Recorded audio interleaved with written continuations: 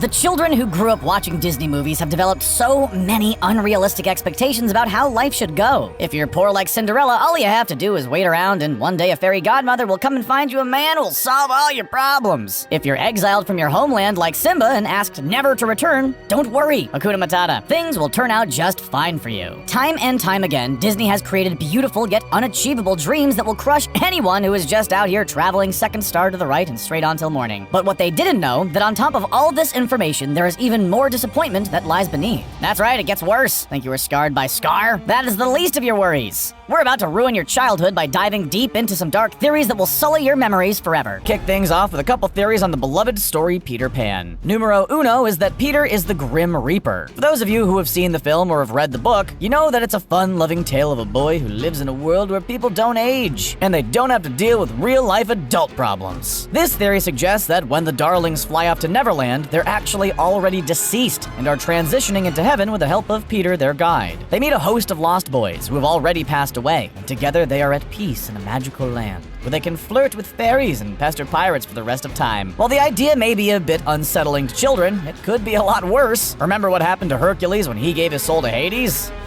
The second Peter Pan theory is that Captain Hook is a former Lost Boy. This one is a bit more complicated because if this is true, he must have escaped Neverland for a hot minute in order to age. Or there's just some rule in the world that if you're a Lost Boy and you decide you want to grow up, you are punished for this decision and turned into a pirate. This makes sense because Peter is a chaotic ruler and Hook likes to lay down the law. So we can see how their personalities would clash. It could also explain why Peter has such a personal vendetta against Hook. He wants to get revenge on the person who abandoned his clan. If we believe this, and the previous theory to be true, that means Hook is a spirit too, meaning Neverland is just one big happy island of ghost people. Our third and final theory on the Man Pan is a crossover between films. What is this, a crossover episode?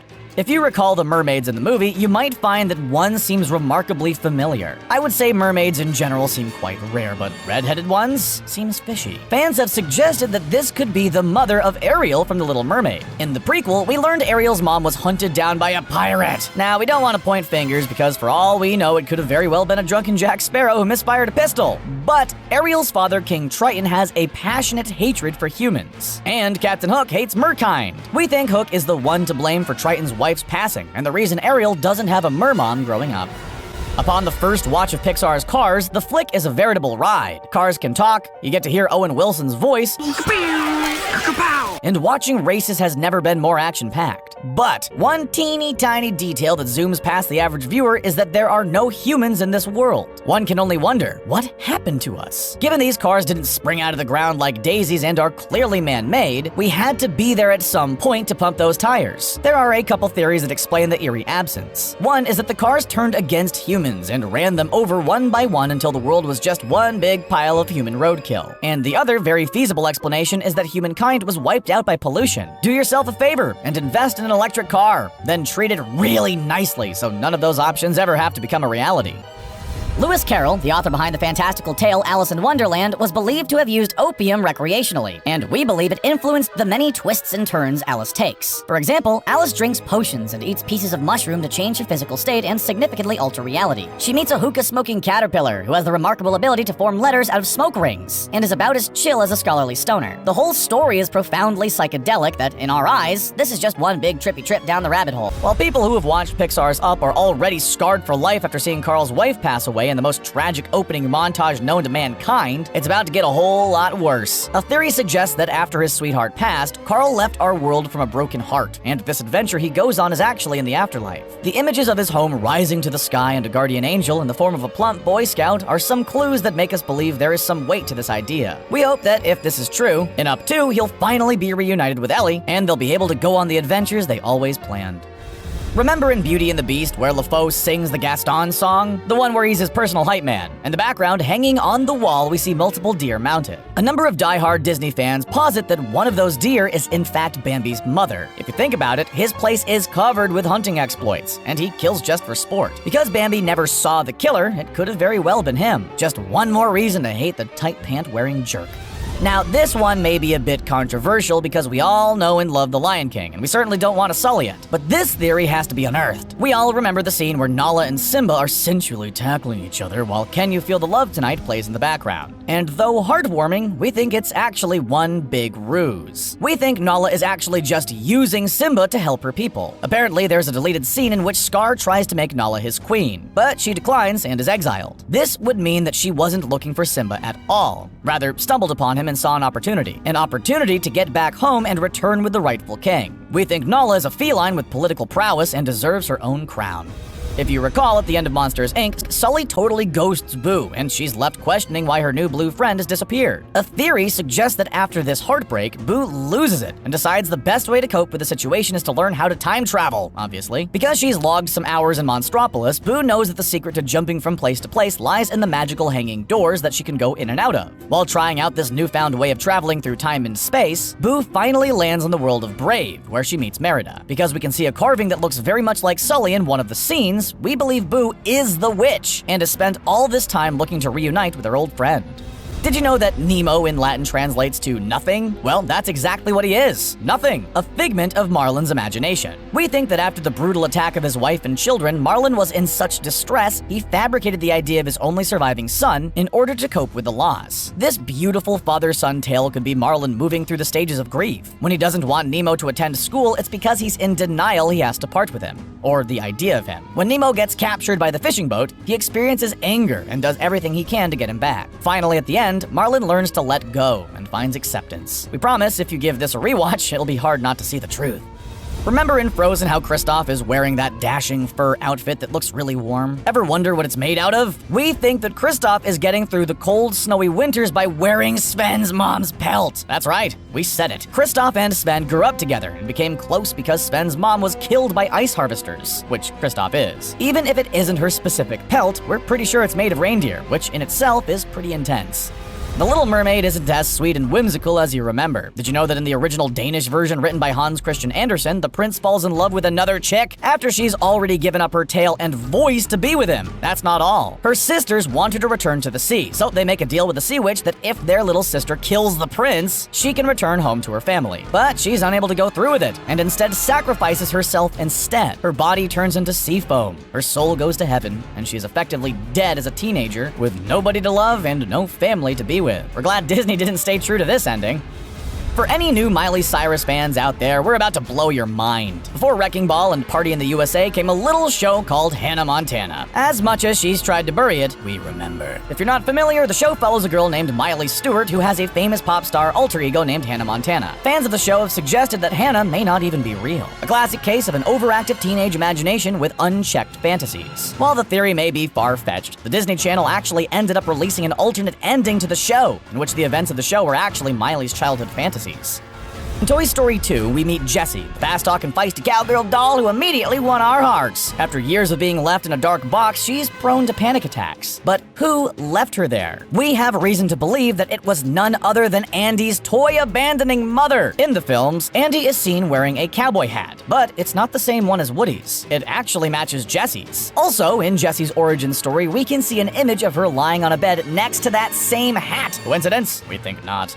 At the beginning of Aladdin, a lively merchant addresses the viewer by saying good evening, then promptly tries to sell you anything and everything he has in his stall. The pièce de résistance is of course the magic lamp that may not be so magic at all. It's very possible that this guy is the best salesman of all time, and has concocted the most elaborate tale of all time just to make a buck. But we all know that the photo of Will Smith as a genie is what really sold the package.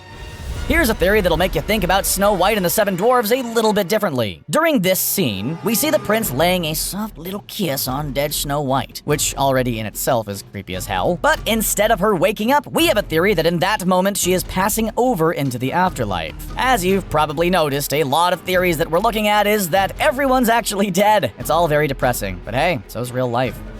To further bum you out, we want to take a look into why so many of these Disney films don't have mothers in them. It's a common theme. Think of Belle in Beauty and the Beast, or Ariel's mom, who was definitely without a doubt killed by Hook. A Disney producer by the name of Don Hahn has something to say about this. He explains that Walt Disney lost his own mother when a furnace leaked in their home and she died due to the incident. The theory is that Walt was so distraught from this that he couldn't confront the pain from the loss, and therefore didn't want to depict mothers in his films. In Pinocchio, the boy puppet is whisked away to a place called Pleasure Island, where everyone can do whatever they want, whenever they want to. This includes eating their weight in candy, playing with any toy they could dream of, and oh yeah, smoking at around 6 years old. It seems like a total wonderland. Not like Alice's Wonderland, though. Until boys start turning into literal donkeys. This is not really a theory, more of an observation, but what happens next is that the boys are essentially trafficked. They're put into cages and can't escape. Ah, Disney, thanks again for filling our heads with nightmares. We're gonna go back to Aladdin real quick to try out this theory on ya, that Jafar is actually the good guy. Check it out. We think that the Sultan was doing a horrible job at running Agrabah and was not paying attention to the homeless crisis that was sweeping the nation. Jafar wanted to be in power in order to remedy the issues of poverty, and therefore had to overthrow him in order to fix the problem. Do you buy that? So, the original Cinderella is even more problematic than the one we all watched. Apparently, in the first version, when the stepsisters can't fit into the slipper, they cut off parts of their feet to try and convince the prince that they're the rightful owner of this new bloody shoe. In addition, Cindy gets back at them by ordering her bird friends to peck out their eyes. That's one way to punish someone for bullying you. Oh yeah, we almost forgot. She also breaks her stepmother's neck, which, you know, kills her. It's safe to say that this version of Cinderella is significantly way more badass than this little ray of sunshine. In Hercules, we see that his mom and dad, the all-powerful gods Zeus and Hera, have a lot of love for him. When he disappears, they are beside themselves and do everything in their power to get him back. But in the actual Greek myth, Hercules is the result of one of many of Zeus's affairs with a mortal woman. And because of this, Hera can't stand him. In fact, she hated the fact that he was a half man and half god and wanted to make him suffer as long as he was alive. Not exactly the mother-son relationship we thought they had. In the novel by Victor Hugo, the Hunchback of Notre Dame suffers a far worse ending than the one in the cartoon. After declining the affection of Quasimodo, our beautiful Esmeralda does not run off with that hot blonde like in the film. Rather, she is hung publicly in the square. Quasimodo lies with her corpse until he dies of starvation. 18 months later, their bodies are found entwined, and when people try to separate them, their bones turn to dust. Man, what an image. Tell that one to your kids. Some believe Winnie the Pooh is not just honeypots and woozles. Rather, it's an allegory for mental disorders. They believe that Piglet represents crippling anxiety, that Rabbit has OCD, that Eeyore suffers from depression, that Pooh is an eating disorder, and that Christopher Robin is schizophrenic. While we can see that elements of these disorders are definitely present in these characters, we hope for their sakes this isn't the case. Or at the very least, they have access to adequate therapy. Maybe Owl could help.